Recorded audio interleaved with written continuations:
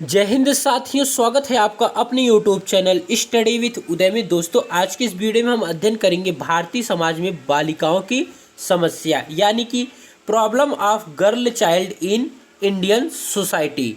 दोस्तों, Indian society में जो बालिकाओं के लिए प्रॉब्लम है वो क्या क्या प्रॉब्लम है, इन्हीं के बारे में आज के इस वीडियो में हम जानेंगे। दोस्तों, भारतीय समाज में प्राचीन काल के वैदिक काल को यदि छोड़ दिया जाए तो हर स्थितियों में जो महिलाओं की स्थिति है, बालिकाओं की स्थिति है, यह लगातार बिगड़ती जा रही है। और लगातार बिगड़ने के साथ ही भारतीय समाज में निरंतर स्त्रियों बालिकाओं के समक्ष कई प्रकार की समस्याएं उत्पन्न हुई, जिससे उनका शारीरिक, मानसिक एवं बौद्धिक विकास प्रभावित हुआ। स्वतंत्रता के पश्चात यद्यपि इन समस्याओं के समाधान के लिए कई कदम उठाए गए, फिर भी इनमें कोई परिवर्तन नहीं आया और अभी भी कई तरीके की समस्याएं देखने को मिलती है। दोस्तों, जैसे हम बात कर लेते हैं बाल विवाह, जिसको हम बोलते हैं चाइल्ड मैरिज। दोस्तों, चाइल्ड मैरिज क्या होता है? इसमें बालिकाओं की कम उम्र में क्या कर दी जाती है? शादी कर दी जाती है, जिसके कारण क्या होता है कि उनमें बहुत कम उम्र से बहुत कम उम्र में ही वे माँ बन जाती है, यानी कि 19 वर्ष से कम उम्र में ही वो माँ बन जाती है, और जिसके कारण उनका शारीरिक एवं मानसिक विकास जो होता है प्रभावित होता है। दोस्तों, लोग ऐसा क्यों करते हैं? तो दहेज से बचने के कारण या फिर कम देने के कारण इस तरीके के कदम उठाते हैं और बाल विवाह कर देते हैं। बहुत सारे ऐसे जो पिछड़ी जातियां हैं वहाँ पे अभी भी इस तरीके की कंडीशन देखने को मिलते हैं, जहाँ पे कि लोग बाल विवाह करते हैं। दोस्तों, हम नेक्स्ट बात करें सैन्य सेवा में भेदभाव यानी कि डिस्क्रिमिनेशन इन मिलिट्री सर्विस। अब दोस्तों, सैन्य सेवा में क्या भेदभाव होता है? तो स्त्रियों को सशस्त्र बलों में महत्वपूर्ण पदों पर नियुक्त नहीं किया जाता। जो स्त्रियों को क्या किया जाता है? जो महत्वपूर्ण पद होते हैं उनमें नियुक्त नहीं किया जाता। इस कारण युद्ध की स्थिति में दुश्मन के हाथों महिला टुकड़ी की हार या आत्मसमर्पण के समय शारीरिक शोषण का आधार बनाया जाता है। महिलाओं को सेना में अस्थायी कमीशन भी नहीं प्रदान किया जाता, न ही इनके लिए उन्हें प्रशिक्षित किया जाता है। यद्यपि सर्वोच्च न्यायालय के आदेश के बाद सेना के तीनों अंगों में अब महिलाओं को अस्थायी कमीशन प्रदान की जाने लगी है। नेक्स्ट बात करते हैं दोस्तों हम लोग दहेज प्रथा। इससे तो हम सभी परिचित हैं, जिसे हम बोलते हैं डॉरी सिस्टम। दोस्तों, अब दहेज प्रथा क्या होता है? तो भारतीय समाज में विवाह के समय वित्तीय विनिमय का एक सामान्य तथ्य है। ये क्या होता है? वित्त से रिलेटेड यानी धन से रिलेटेड होता है। और यद्यपि भारत सरकार ने इसके रोकथाम के लिए कानून का निर्माण किया, इसके बावजूद निरंतर दहेज की मांग बढ़ती जा रही है। दहेज की कमी के कारण स्त्रियों के साथ अमानवीय व्यवहार, असम्मान, जला देना, समय पर इलाज न कराना आदि प्रकार की क्रूरता की जाती है। ये समस्याएं समाज में बालिकाओं, स्त्रियों की गिरावट का द्योतक है। दोस्तों, भारतीय राष्ट्रीय अपराध ब्यूरो की रिपोर्ट 2005 के अनुसार बात किया जाए तो दहेज प्रथा के कारण लगभग 6,787 स्त्रियों की हत्या के मामले पंजीकृत हुए और 1995 में पंजीकृत 4,648 की तुलना में 46% अधिक हैं, जबकि 80 के दशक में एक वर्ष में 400 हत्याएं के मामले पंजीकृत हुए थे। दोस्तों, नेक्स्ट हम बात करते हैं डोमेस्टिक वायलेंस, जिसे कहते हैं घरेलू हिंसा। दोस्तों, भारतीय समाज में बालिकाओं के साथ घरेलू हिंसा एक सामान्य बात है।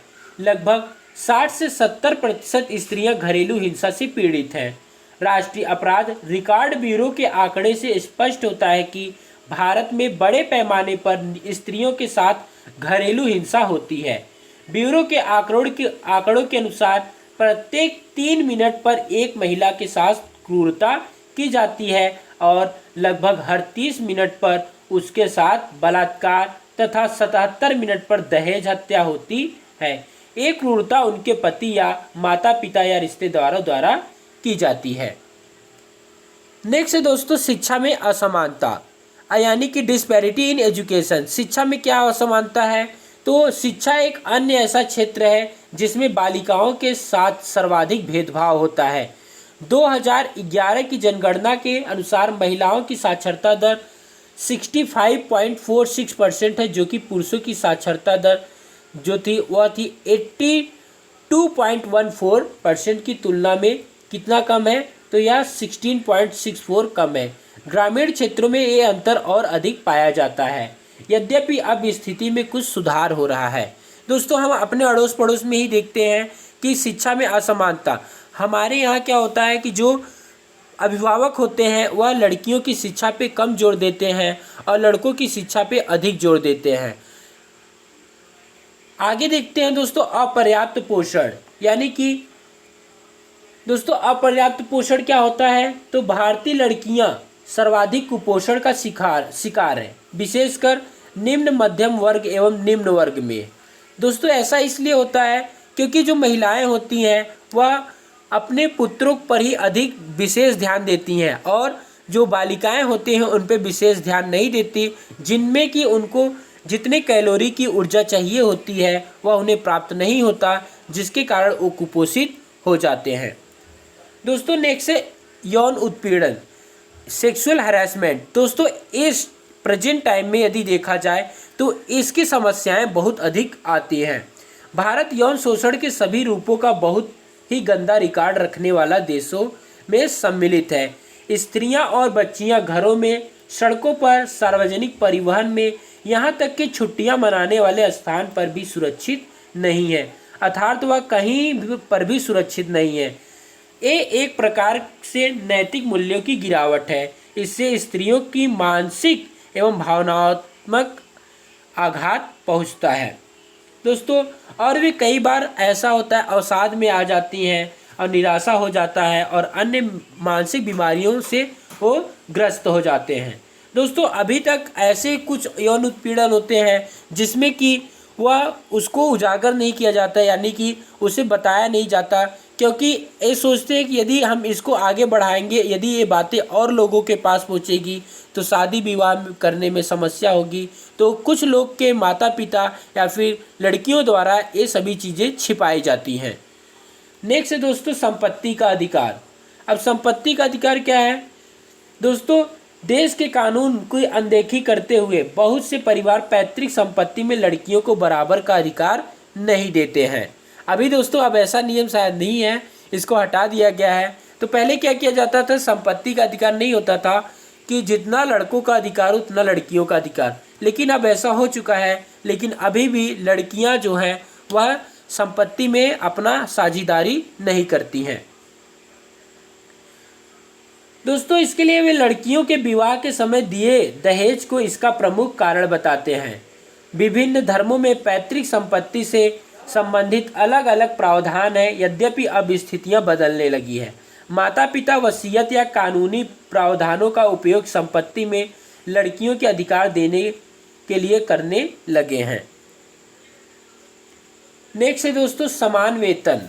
अब समान वेतन में भेदभाव, अधिकतर ऐसा देखा जाता है कि कुछ ऐसी कंपनियां होती हैं या फिर सरकारी संगठन होते हैं जहां पे वेतन में भी भेदभाव किया जाता है। पुरुषों की अपेक्षा महिलाओं को कम वेतन दिया जाता है। सर्वोच्च न्यायालय के विभिन्न निर्णयों के बावजूद असंगठित क्षेत्रों में स्त्रियों को समान कार्य के लिए समान वेतन प्रदान नहीं किया जाता। असंगठित क्षेत्र न्यूनतम वेतन अधिनियम के प्रावधानों का भी उल्लंघन करते हैं। स्त्रियों को मातृत्व अवकाश, परिवहन आदि की सुविधाएं भी प्रदान नहीं करते हैं।